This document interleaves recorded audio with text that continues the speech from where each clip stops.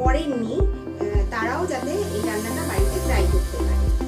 এটা আপনাদের দেখে ভালো লাগলে বাড়িতে অবশ্যই ট্রাই করবেন এবং আমাদের চ্যানেলটাকে সাবস্ক্রাইব করবেন, লাইক করবেন, শেয়ার করবেন আর নিচে বেল আইকনটা প্রেস করে দেবেন যাতে আমরা পরবর্তী কোনো রেসিপি দিলে সেটা সবার আগেই আপনারা দেখতে পারেন।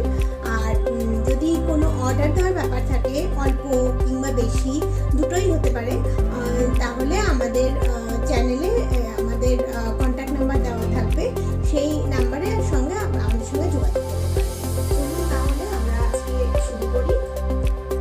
আমাদের চিলি ফিশ করতে লাগছে, এখানে আমি ভেটকি মাছের ফিলে টুকরো করে নিয়েছি। এছাড়া লাগছে নুন, একটু বেসন, ক্যাপসিকাম, ধনেপাতা কুচি, পেঁয়াজ, এখানে আছে সাদা তেল, রসুন কুচি, কাঁচা লঙ্কা কুচি, আদা কুচি, এটা আছে কর্নফ্লাওয়ার আর সামান্য ময়দা। মাছটাকে আমি আধ ঘন্টার জন্য নুন, গোলমরিচ আর একটু লেবুর রস দিয়ে ম্যারিনেট করে রেখেছিলাম। তো এখন আধ ঘন্টা পরে আমি দেখাচ্ছি। এখানে আমি একটা বোল নিয়েছি, বোলের মধ্যে আমি এখানে 2 চামচ প্রথমে ময়দা নিচ্ছি আর 2 চামচ কর্নফ্লাওয়ার,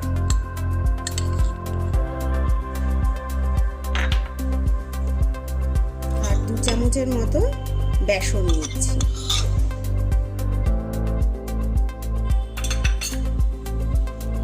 আর সামান্য একটু নুন নিচ্ছি, এটা একটু অল্প করেই নিচ্ছি কারণ মাছে অলরেডি আগে থেকে ম্যারিনেট করা আছে নুন দিয়ে।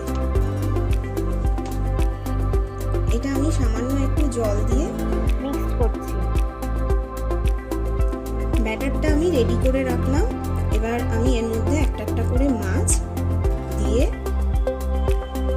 এখানে একটু 10 মিনিটের জন্য এটা রাখছি একটু ম্যারিনেশনের জন্য। তারপর 10 মিনিট পর আমি ফিরে আসছি আবার।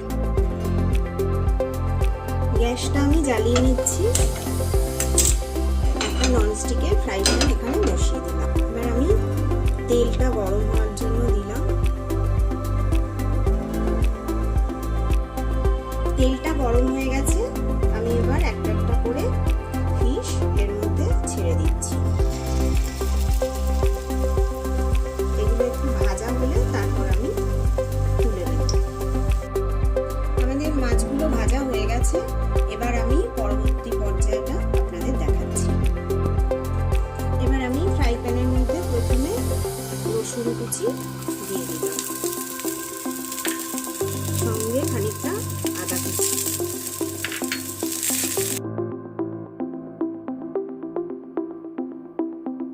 এর মধ্যে আমি পেঁয়াজ দিয়ে দিলাম আর ক্যাপসিকামগুলো দিয়ে দিলাম।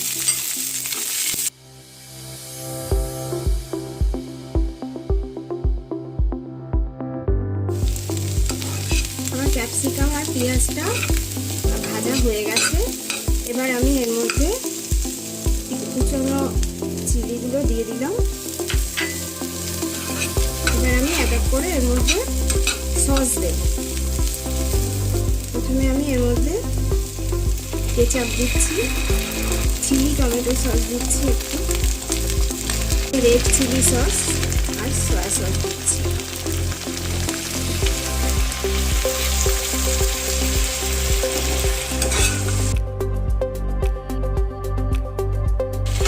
এর মধ্যে আমি ফিশগুলো দিয়ে দিলাম। আপনারা যদি ড্রাই খেতে চান তাহলে একটু শুকনো অবস্থাতেই নামাবেন, খুব বেশি এর মধ্যে আর জল দেবেন না। কিন্তু আমি আজকে এটা একটু গ্রেভি করছি, তাই সামান্য একটু এর মধ্যে জল দেব।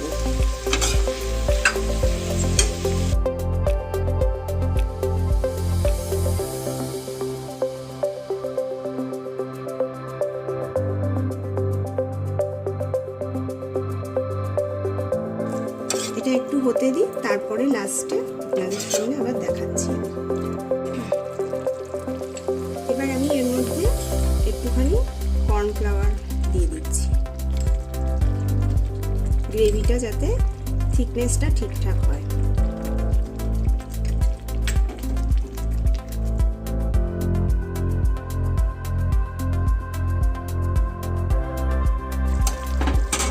আমি একটু ধনেপাতা কুচি দিচ্ছি।